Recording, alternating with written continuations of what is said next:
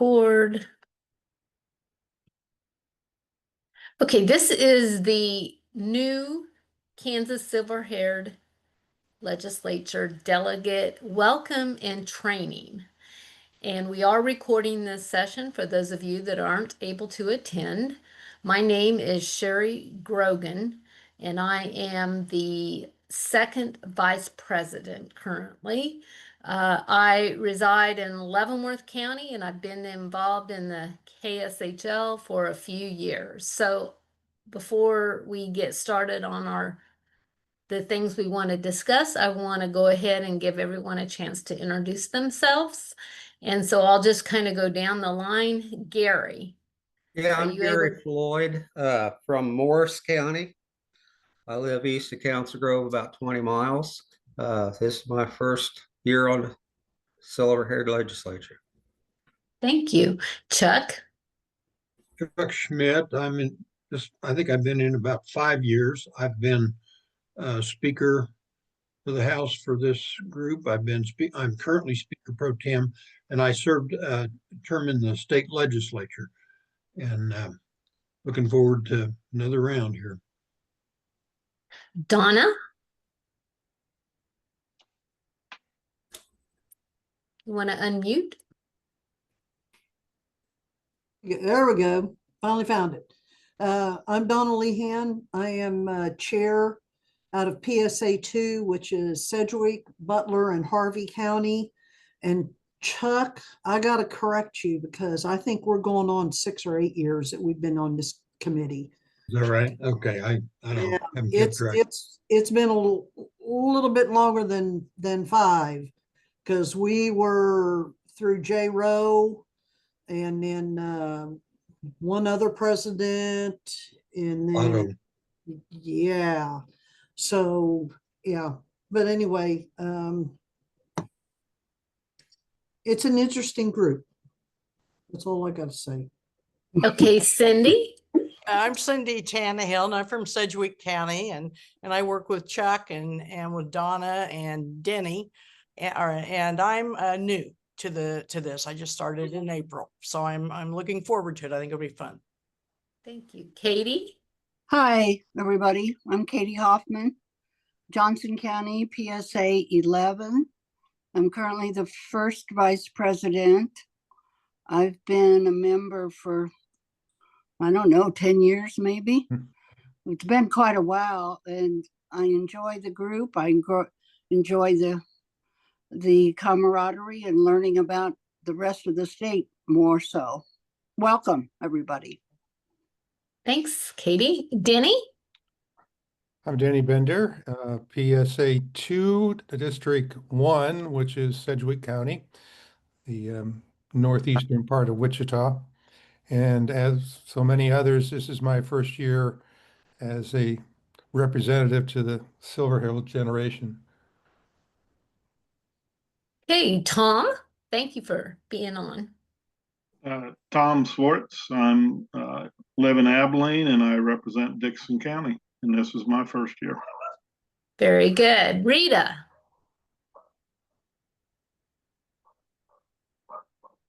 Oh, she's muted. Yeah. You unmute her. I'm trying. Yep. Okay, I'm Rita Ortolani. I live in Independence, Kansas, and I know Chuck when he lived down here. This is my first year on the legislature. I look forward to learning lots of new things. You, Cheryl. I'm Cheryl Craig. I live in Crawford County, and this will be my first year. I've just been looking for things to do once I retired. We'll be coming to see you next Tuesday, I think. Yes, it's next Tuesday. And Steve. Gotta unmute you. I'm Steve Watts. I live at Gove, Kansas. 3 counties from Nebraska, 3 from Colorado. I've been with the silver-haired legislature at least 5 years, maybe more. I'm not sure. PSA 3 chairman. Good talking to you today, Steve. Well, Good we chat. had a good conversation on the phone. You bet. Well, very good. Well, the first thing I think we need to talk about are, you've heard people reference the PSAs, that stands for Planning Service Areas. And so our SHL is organized around the PSAs, the same ones that our area agencies on aging are organized around. And there is a website that has a map. I'm going to try to share that here. Um, and so you'll hear us talk about that. Yeah. So can you see it? Yes. Okay, Oh, very yeah. good. So you can see that there are 11 PSAs. Some of the PSAs have a couple of counties.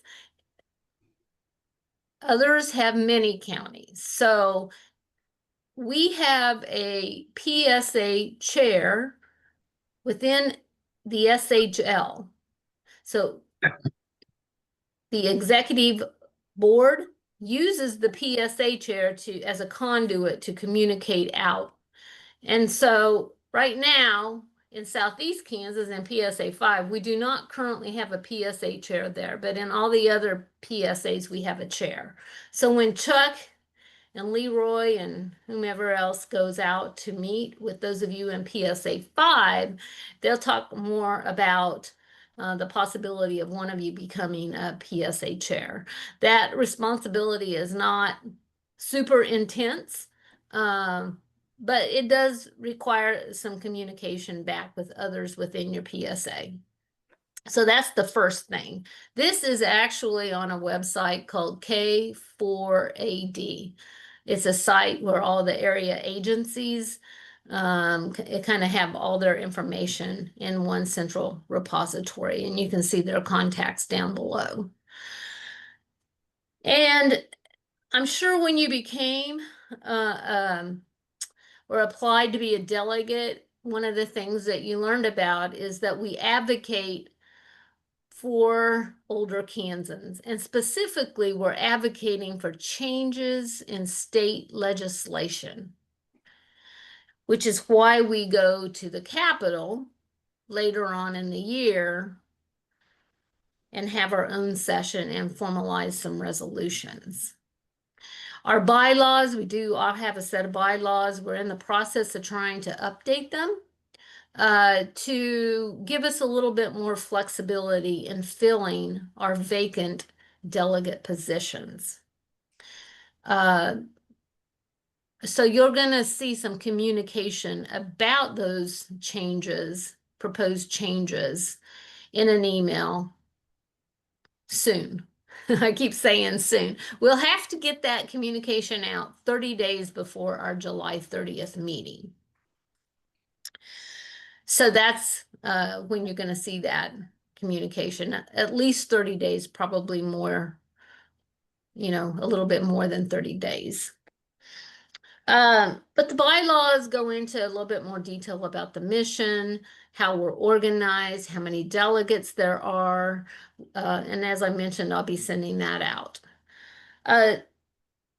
Each PSA has a regular meeting, and I'm sure the PSAs, some of them meet more regularly than others. But the PSA chair is who would be organizing that local PSA meeting. And so I'll just let some of the other members talk about kind of what goes on in their PSA meetings. I'm in PSA 1, which is Wyandotte and Leavenworth. We don't meet real regularly, but when we do, we kind of just, like right now, our main thing is coming up with our proposed list of issues that we want to submit for discussion in July. In the July 30th meeting. And we're going to talk about July 30th in a little bit. But I'll let maybe Chuck or Donna, someone talk about kind of your PSA, what you guys do in your PSA meeting and how regularly you meet.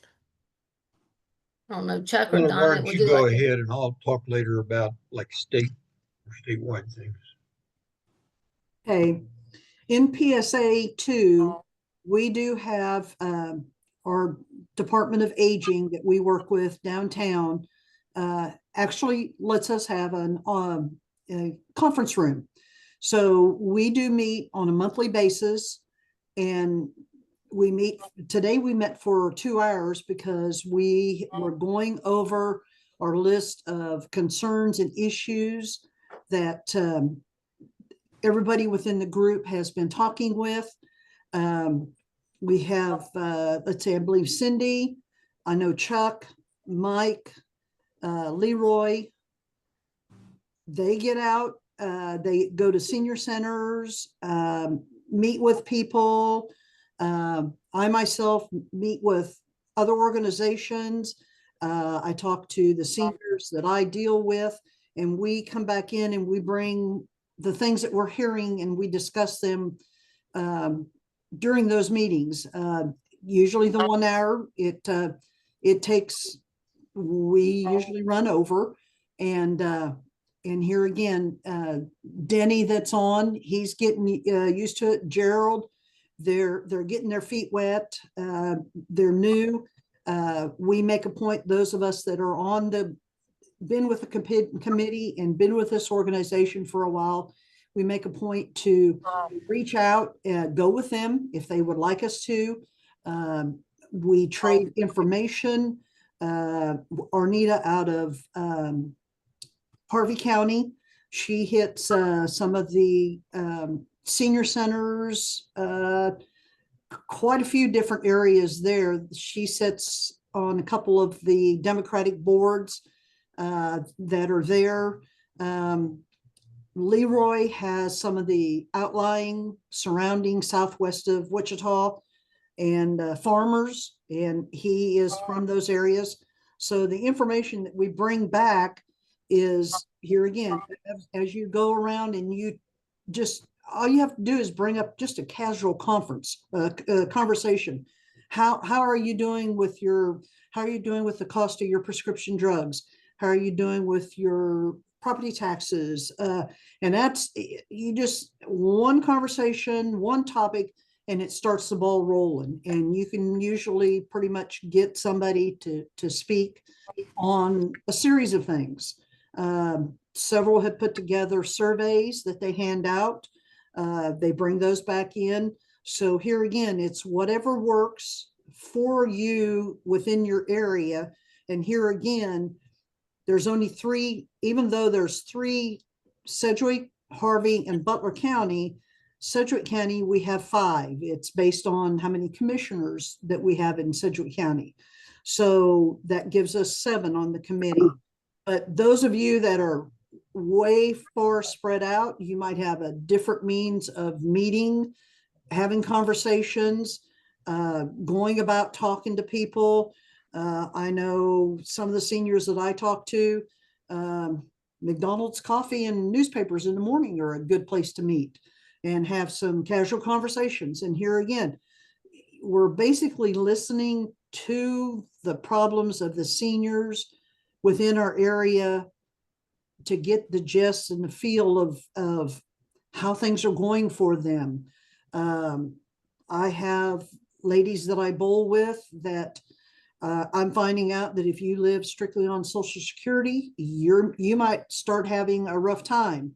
One lady has had to find new homeowners insurance, new car insurance, new prescription, a new prescription drug plan. And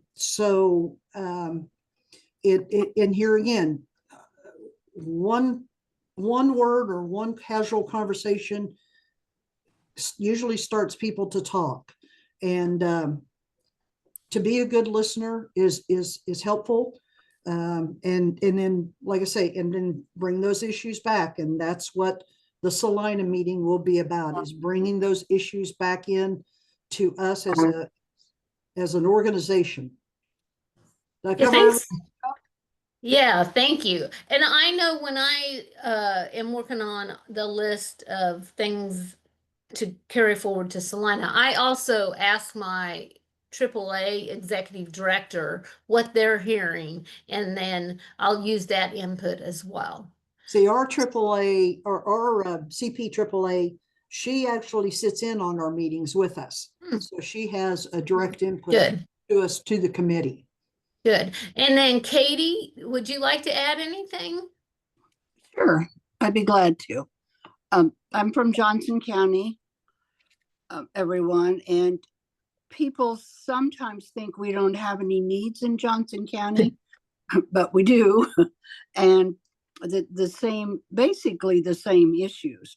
We meet once a month, and our area agency on aging director and his assistant meet with us, brings us up to date on what they're doing and what's happening in their end, and tells us sometimes what's happened in Washington when they've been to a meeting there.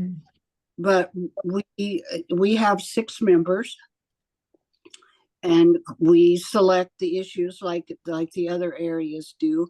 But we also discuss how we can tell people what silver-haired legislature is, what we do, where we do it, what their input could be, like Donna and Sherry have said, asking others to help us. And we have to differentiate too between federal actions and state actions. We can only personally do our federal issues, but not this. The state issues, of course, goes through the silver-haired legislature, and I think that new delegates will find that it's very interesting and helpful. Sometimes moves slower than we'd like it to. It's like hurry up and make that decision, but we're a good group. Unfortunately, the financial part of it is frequently on our own, and we do everything we can to keep expenses down, but we do sometimes try to have a fundraiser at our October meeting. So welcome, and I'll be glad to answer any questions anywhere. Thank you. Thanks, Katie. So anyone else want to talk, Steve, maybe you, anyone want to talk about what happens within your own PSA before we move on and talk about our main events that we have?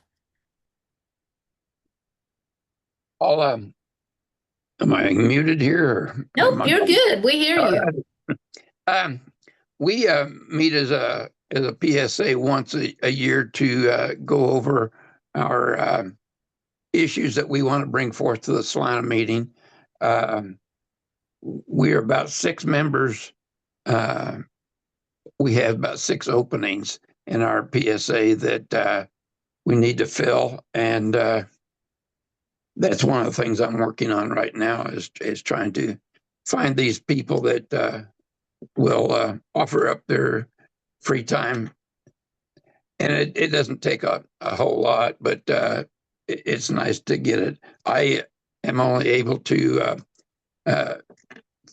visit with people one-on-one and find out their issues that way. But I've been using Facebook and some of that to kind of interview people and see where they're at. Okay, thank you. So our next big event, if you will, is on July 30th. And that is a face-to-face meeting in Salina. It's actually a hybrid meeting. So we'll have face-to-face. It'll be at the Area Agency on Aging location. I believe that address has been sent out and it's on Facebook, but we'll do that again a little bit closer. Leroy Burton has been working on an agenda. I think Donna sent that out today, if I saw the email. But the main, and I said it's hybrid, so that means if you are unable to go in person, you can participate in the meeting using Zoom. We will have a microphone there, so we're gonna try to make the, make it so that you can hear if you're on remote. But no specific promises on that. We're going to do the best we can. It's recommended that if you can be there in person, to be there in person, but we realize not everyone can do that. It will start at 9:30 in the morning and go most of the day. The main items of business is to vote on the bylaw changes. We'll have an update on the last legislative session. I'm kind of jumping around here. And then we will discuss the issues that the PSAs are bringing forward and kind of narrow that down. So we will have them all in a matrix. It's not going to be a long document. It'll be just kind of line item by line item what the issues are. You'll be able to see where there's overlap between the PSAs, like, for example, property tax. That's one that might come up in all the PSAs or a good majority of them. But we'll have that matrix. We'll be able to project it. And the objective then is to narrow the list down to the top, maybe 4 or 5. And those 4 or 5 issues then are what we will be advocating for in our going forward in the next legislative session. But before we can advocate for them, they get turned into resolutions, and then we work them in a committee and on the floor when we go to Topeka in October. But before we get to October, we have to do our work in July and narrow that list down, if that makes sense. The executive board, which is comprised of the officers and each PSA chair, they will be the ones that vote on the priority list, but everyone can have input and participate in the discussion.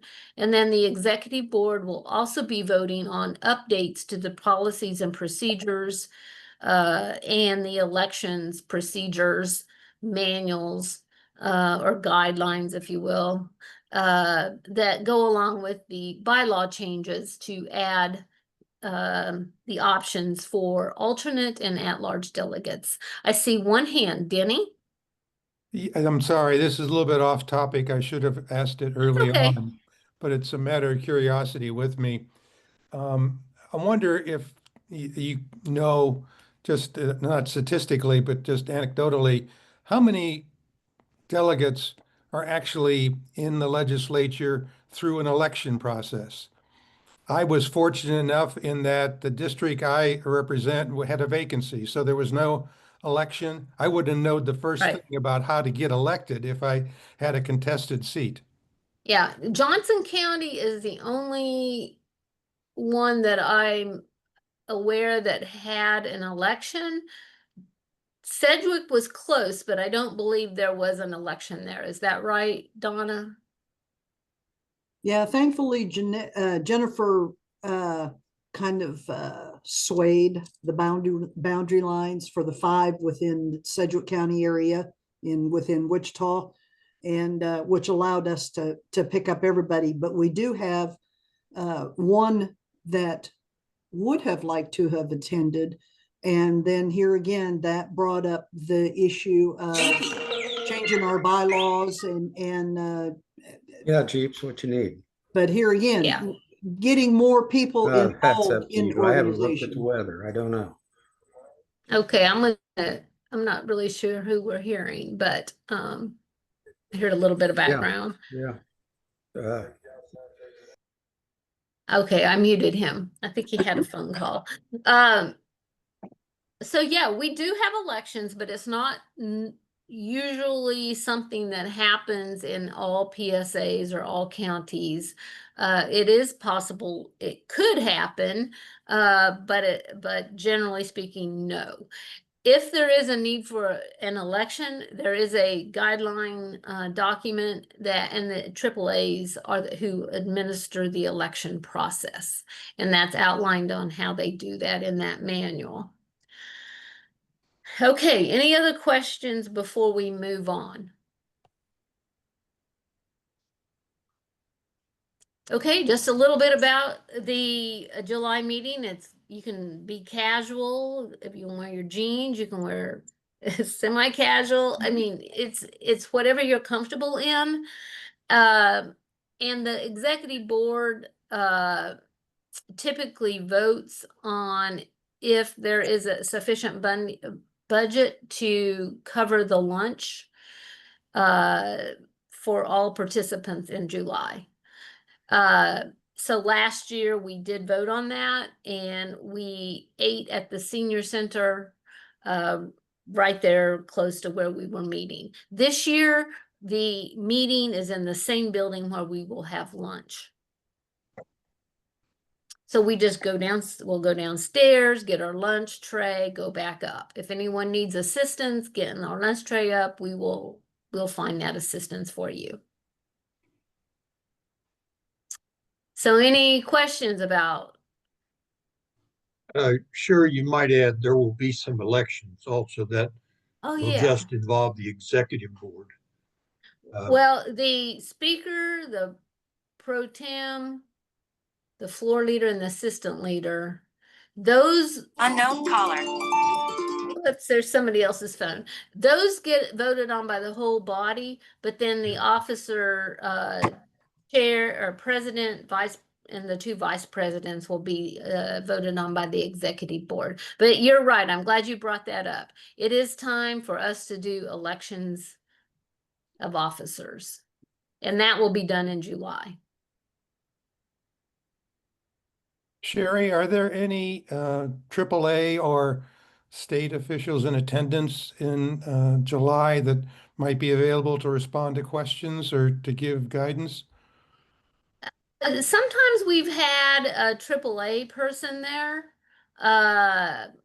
but usually not elected officials. Okay. I might bring up, and I'm going to put Cindy on the spot here. She brought this up to us in our meeting today.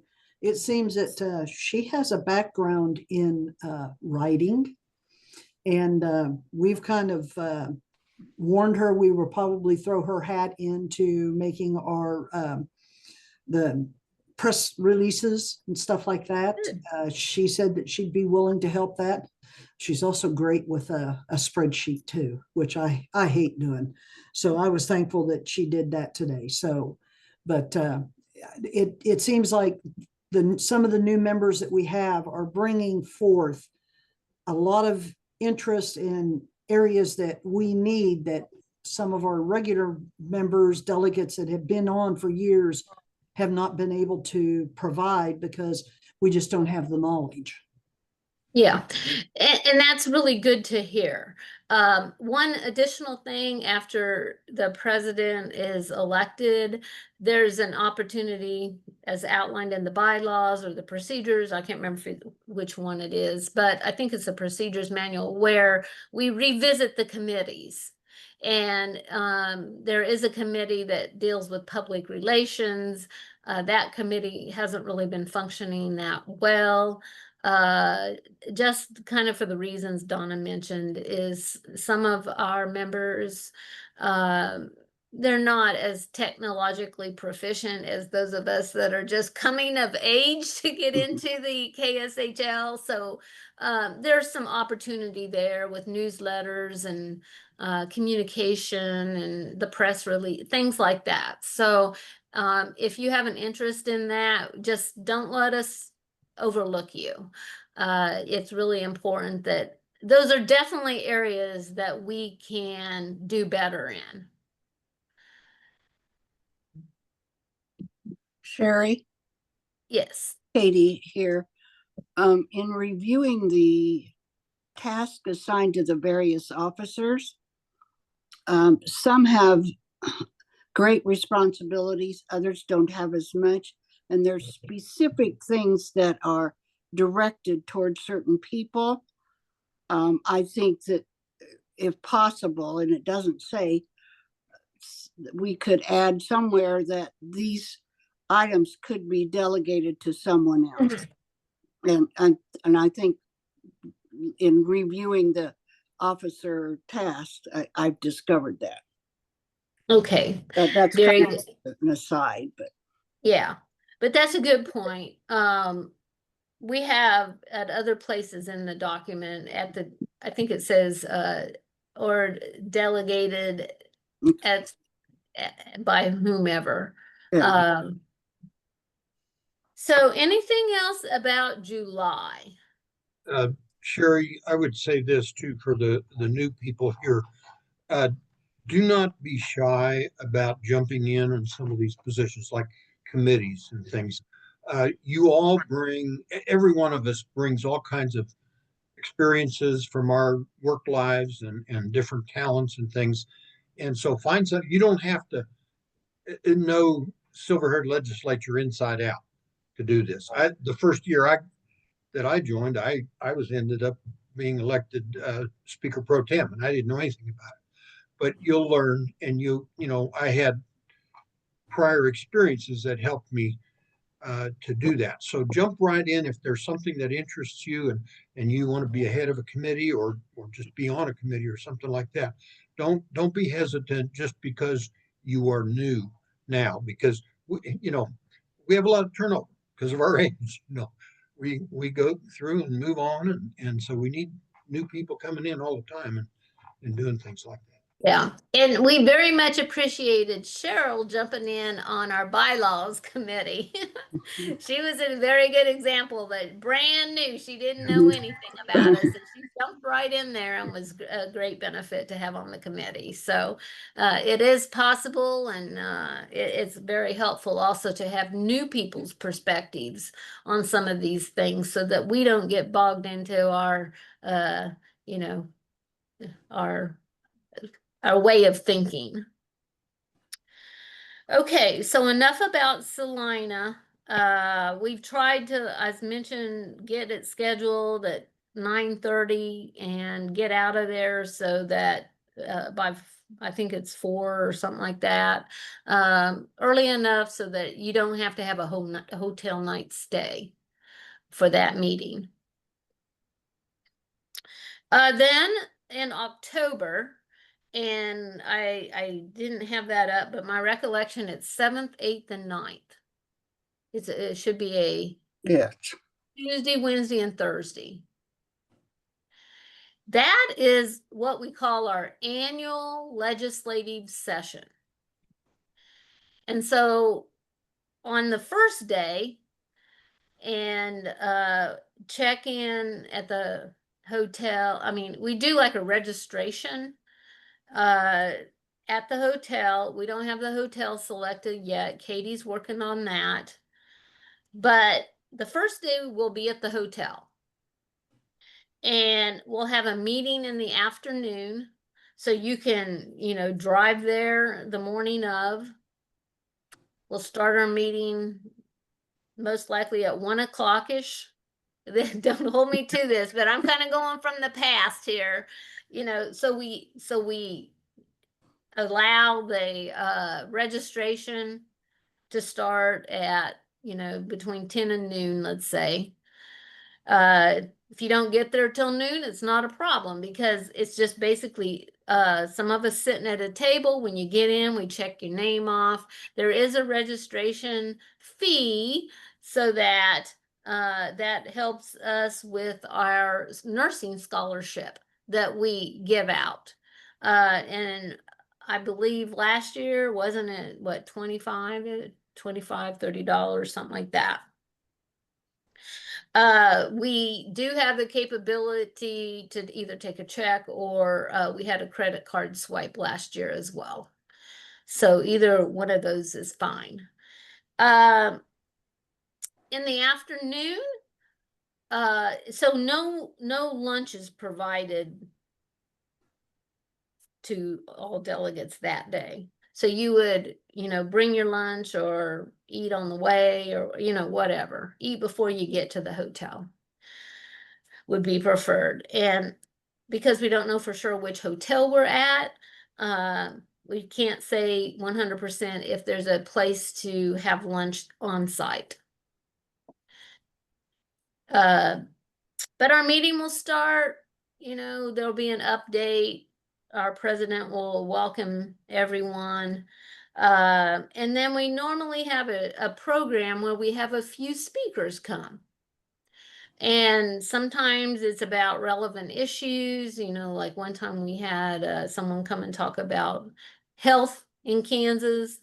They were kind of geared toward what's going on with Medicaid expansion or not going on with Medicaid expansion. We have had someone speak about medical marijuana, just kind of speakers around some of our priorities. And the executive board is who typically comes up with who those speakers are.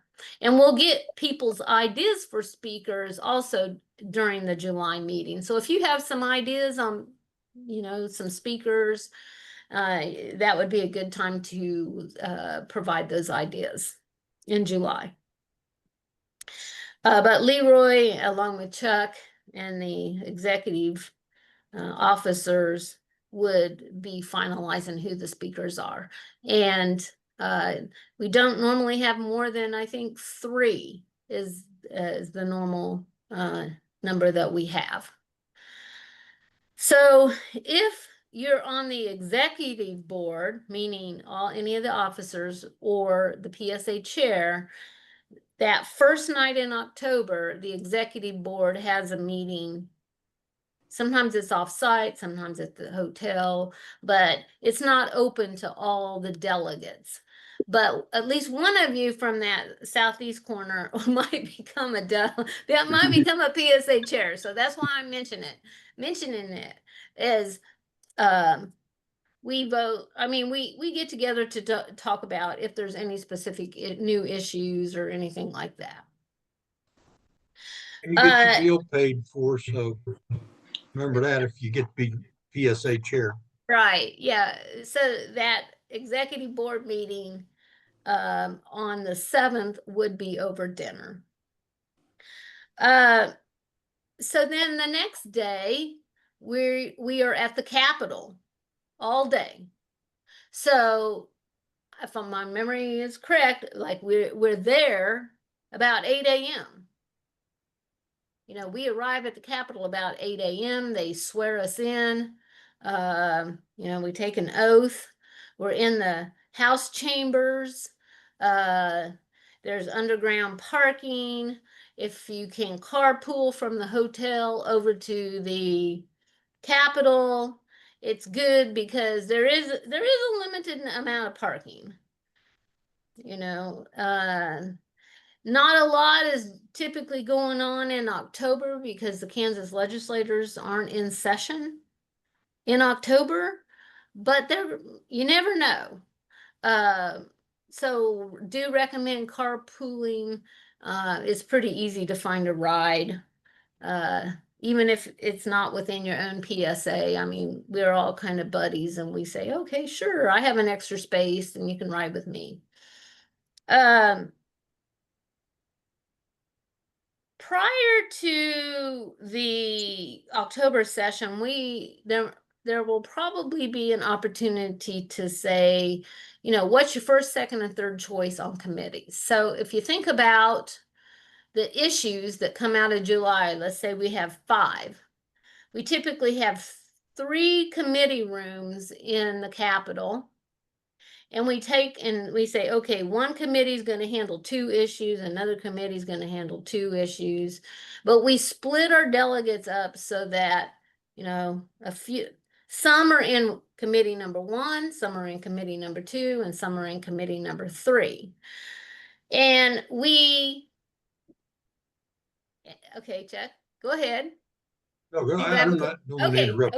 Okay. So you'll know committee number 1 is going to handle, let's say, I'm just going to make one up, and this might not be right because we haven't voted on the major issues, medical marijuana. or Medicaid expansion, or, I mean, these are Social Security, cliff was one that we had. And you don't have to be super familiar with the issue, but if you wanted to, like you may be super passionate about Medicaid expansion, so you want to be on that committee because you're most familiar with it. So you do get a chance to say first choice, second choice, third choice. But sometimes we have to spread out the delegates because everyone's first choice might have been one, and there's not enough people to participate in the second or third committee meeting. But after we're sworn in, we then break off into those committee rooms, and they do have a camera in there, and they have a TV up on the wall. And if you're not able to be there in person, you can still participate remotely. They don't use Zoom in the Capitol, they use WebEx. But all the links for those meetings will be sent out in advance, or probably the WebEx one is the morning of or the day before. But the way the committee is orchestrated is just like what happens in the Kansas legislature. You know, the revisor comes up and says, hey, we have this resolution. This is what it says. It's going to talk a little bit about the issue. And then we have people come and provide testimony. Maybe somebody that's for medical marijuana and somebody that's against it. And again, I'm just using that as an example, or Medicaid expansion, or whatever the issue is. And so you have people coming up. And so then, and we'll ask for volunteers to be the committee chair too. And the, what's this, is it the assistant chair, you have a kind of like the chair and a vice chair, if you will. But then silver-haired legislators will be sitting around the table, the committee room table, and there might not be enough room for all SHL delegates that are in that committee to be around the table. So there might be a few off in the chairs that look like the audience. But then we just start kind of debating it and asking questions, that sort of thing. So Chuck, I'll let you take it from here. Okay, and I want to emphasize what Sherry was saying. This is what really impressed me the first year I was in the Silver-Haired Legislature, because we run that 3-day session very similar to what our regular state legislature does. We're in committee rooms, the very committee rooms that they use, and I know this because I served there, and we go through the same process. We have revisors who are state employees who work for the legislature in putting together, the wordage that's needed, the verbiage that you need in the resolution, so that everything is legal and all that. They put it together for us. We tell them the basic concept, and then they put that together. And they also have legislative research where they can research issues for us. And we go through this in the committee meetings, and you'll probably be asked to be on 2 different issues, 2 different committees, because we'll probably have 5 or 6 issues, or 4 to 6 anyway. And then when we go into the House chamber, and this is something very important, it is the custom and the kind of the rule, people dress up in the legislature and for the committee meetings. And I mean, like, men wear suits and ties and women wear, I don't know what you would call it, but it's formal. This attire. Yeah, formal attire. And that it kind of makes it more serious. And we run things in the actual House chamber. We'll have our speaker, and I'm their speaker pro tem, and we have a floor leader, and we have people who will be, we follow the procedure that they use in the state legislature. So it's a very formal process when we get to that point. A lot of the other things we do aren't that formal, but there, because we take it very seriously. And I think you'll be impressed with that if you come to do that. And we need to remind everybody that it is a dress up. Not everybody was aware of that sometimes, and then they feel out of place. So it is a dress up thing. Yeah, and I'll say too, our past sessions are out there on YouTube. So if and I can hunt down those links, but if you kind of go onto YouTube and look for Kansas Silver-Haired Legislature, you will see our, I think it's called opening session, beginning session or something like that, and then it'll have committee number 1 and 2 and 3, and then final day, session of committee of the whole. So there will be probably, I don't know, 5, 6, 7 links for each session. But if I would recommend watching one of the committee meetings just so that you kind of see what goes on. You can also, I mean, they're long, if you will. So, but you can kind of go through them fast, but watch a little bit of it just so that you're a little bit more familiar with what's going to transpire. Chuck? And one of the things I want to stress that we are different from the regular legislature in that we are a nonpartisan group. I mean, we all have our own personal political beliefs, and we're all members of some party probably. But when we go into this, we are nonpartisan. We are dealing with issues.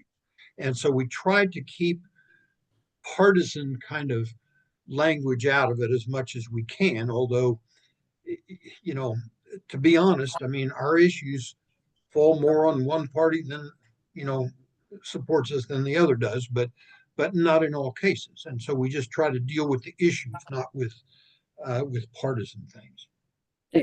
This is Katie.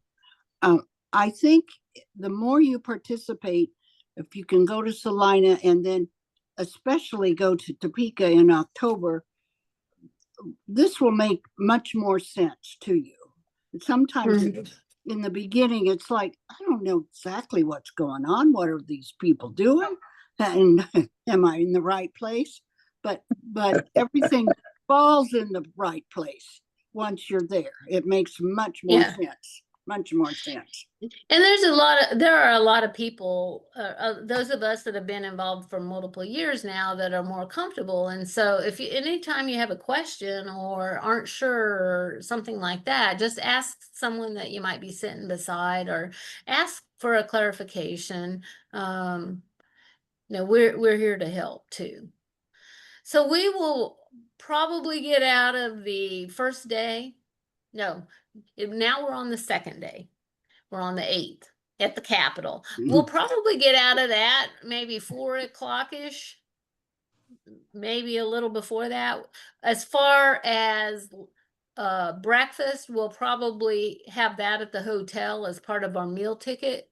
When your hotel rate will include a breakfast, that's what has occurred. So you'll have breakfast before you go to the Capitol, and then we'll break for lunch at the Capitol. Lunch will be provided to the delegates. You won't have to pay for that. And then in the evening, we have a banquet. And that meal is paid for, again, you're not buying your own banquet ticket, if that makes sense. You paid a registration the first day when you got to the hotel, but you're not buying your lunch the day of the Capitol, and you're not buying your dinner that night back at the hotel at the banquet.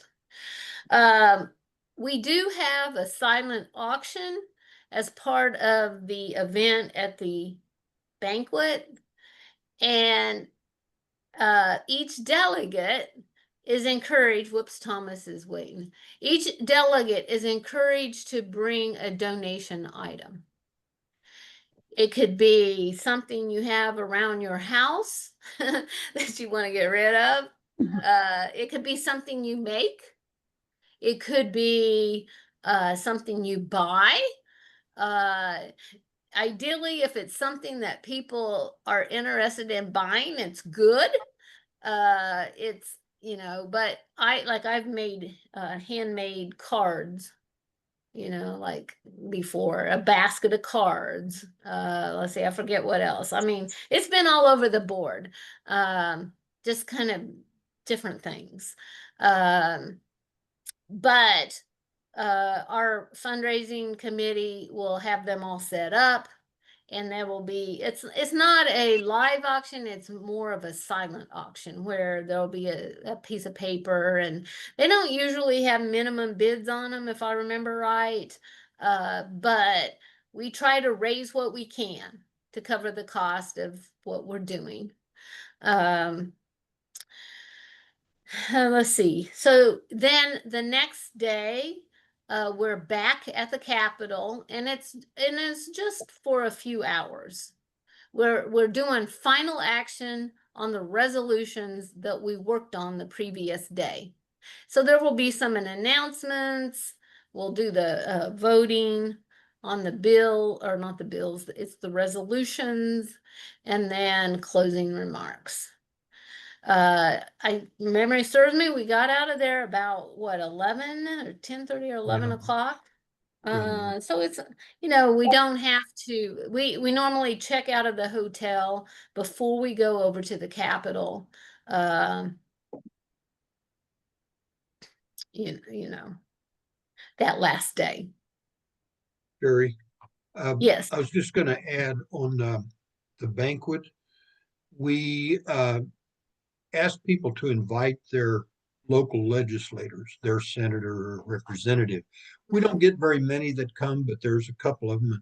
I don't recall, does the organization pay for theirs, or do you have to pay for your? Yes. No, the organization has paid for their legislators in the past. Last year we had president of the Senate there. He just happened to be in town because they were having an interim committee meeting, and he was at our banquet. Yeah, and we encourage legislators to attend. It's good to have some of them there, especially the ones that are in leadership or that chair some of the committees or on the committees that work some of the issues that we care about. And so that banquet would be the night of the 8th.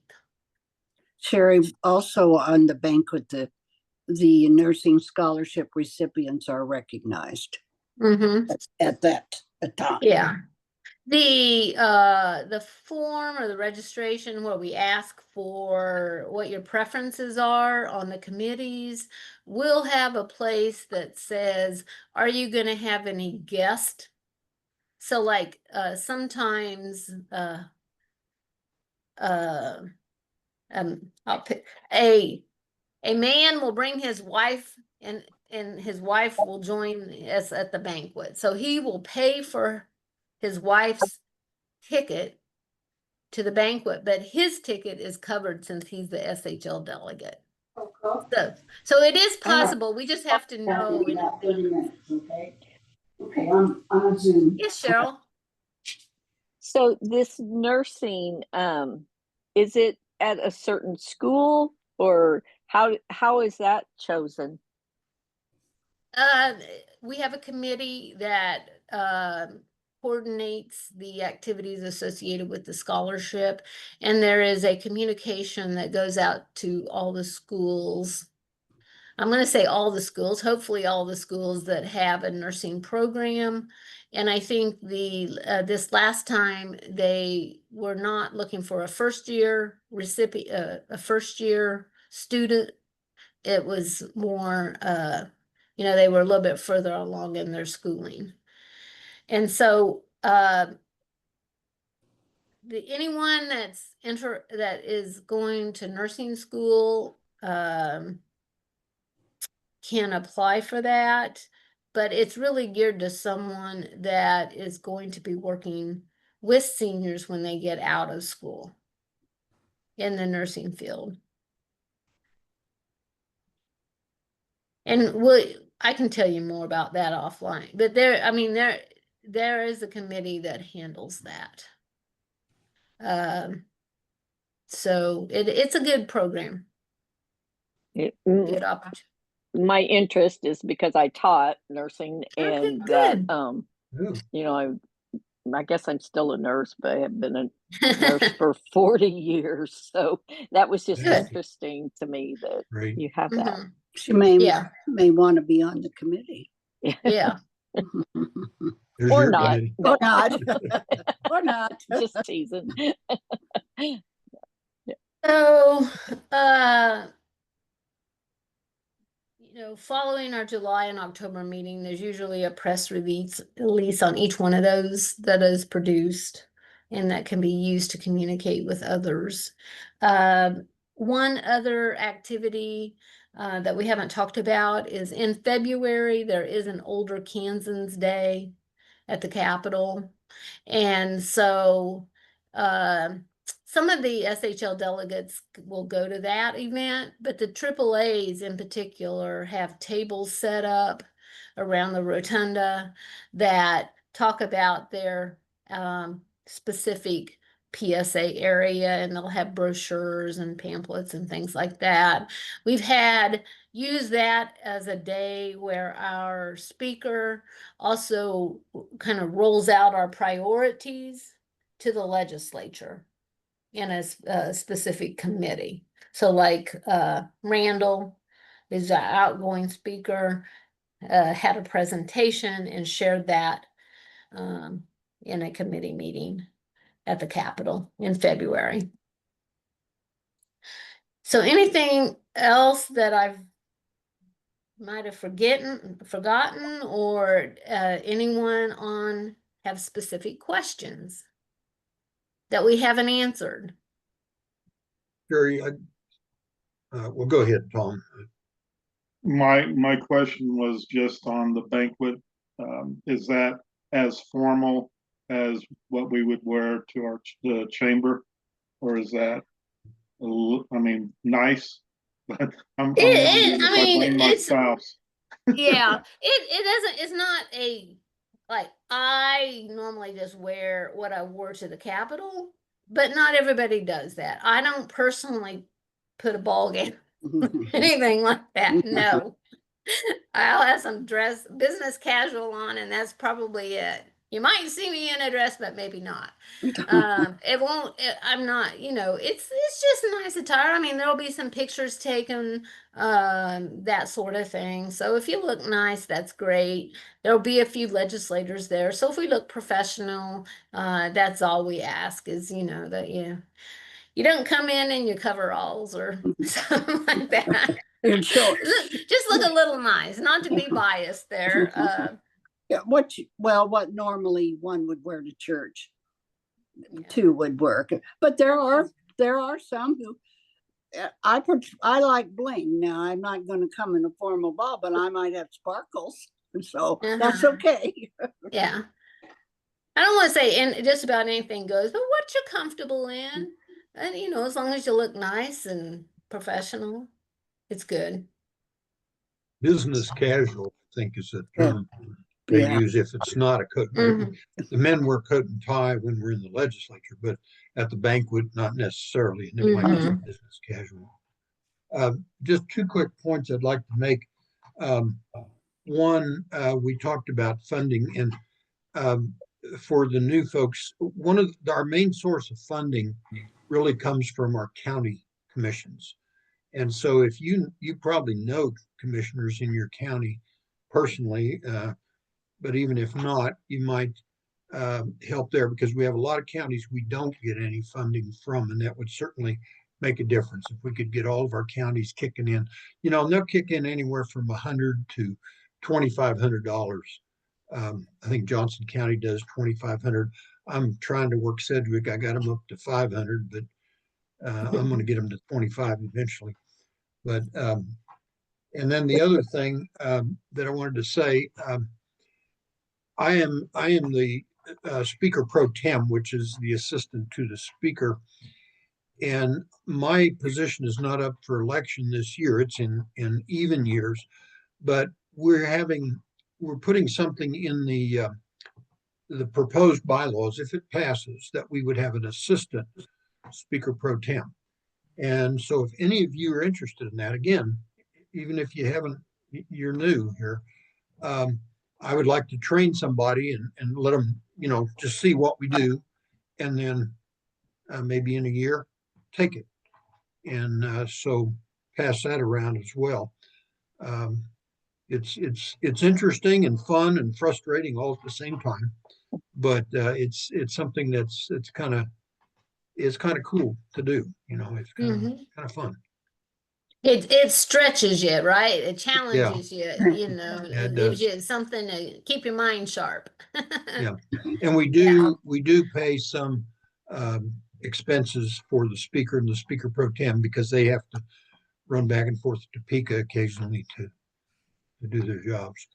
I have a question about asking county commissioners for money. Does that go to the person representing the county and then we turn it into you? Or would that go straight to somebody? We send it to the state organization. We have a state treasurer, and we send it to them, and then that's put together, and he sends us out a budget every so often, or an updated account of what we have. Okay. So Yeah, that's and we have in the past had someone send out letters to the different county commissions. Some of the county commissions responded and some do not. But the Well, checks would be, yeah. since Crawford, you said, hasn't had one for a while, I just thought maybe it would be nice, maybe go to one of their meetings and tell them about it, and then Yeah. but I would like to know, tell them where to send it. Yeah, exactly. Yeah. And that's well, that's a bit of an issue, because we actually do have an office. It's in the KDAD's building in Topeka, but the only person that ever goes there is me, because you have to set up everything, and we don't want to send the money there because I'm hardly ever there. I mean, I'll be there, maybe every month or something, and so we need to work on that somehow. We need to figure that out and get the treasurer's address so that they know to send it directly to Yeah. the treasurer.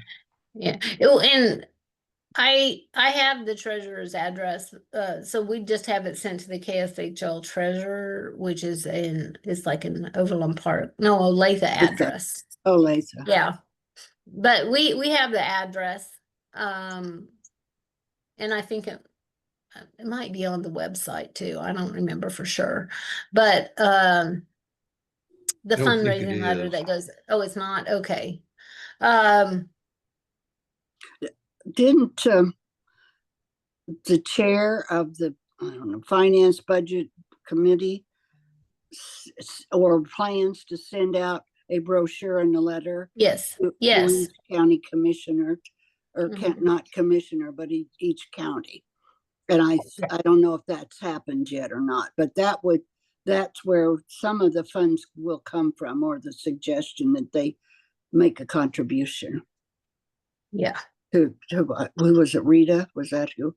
Or Cindy that asked about that? No, not Cindy. Yeah. Okay. That was Cheryl. Oh, Cheryl. Yeah. Okay. So we have come to the conclusion of our 1 hour. We're just a couple minutes over. I don't want to cut anybody off, but are there any other questions before we conclude the call? Jerry, Okay. Yes. Jerry, this is Thomas. I apologize. I got stuck on the freeway and I couldn't really do a Zoom call coming down the freeway.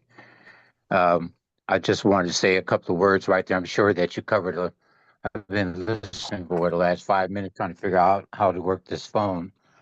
I want to say welcome to all the delegates, the new delegates coming in. And I'm sure Sherry covered, and Katie covered all the questions, and Chuck. I think that once you become a SHL delegate and you get there, you will get introduced to a lot of information, and therefore it may seem to be overwhelming and feel lost sometimes. But I'm sure they've expressed to you that just ask anyone that's already been there and they will take you through the process. So I look forward to meeting you all in October and some of you in July. And again, I apologize for not being there, but it was beyond my control to be able to talk safely coming down the freeway. Sherry and Katie, I'll give you guys a call after the meeting, and I have a couple of things I'd like to share with you, and I'll text you as a time that I'd like to speak to everyone. All right. Thank you. Well, Thank thank you. you, Thomas. Thomas is our current president of the Kansas Silver-Haired Legislature, so we appreciate you coming on to say a few words. Okay, well, that concludes our call. We'll see you all in July, either in person or remotely. Thank you for being on the call tonight. Bye, everybody. Okay, Bye. welcome, and we'll see some of you on Tuesday.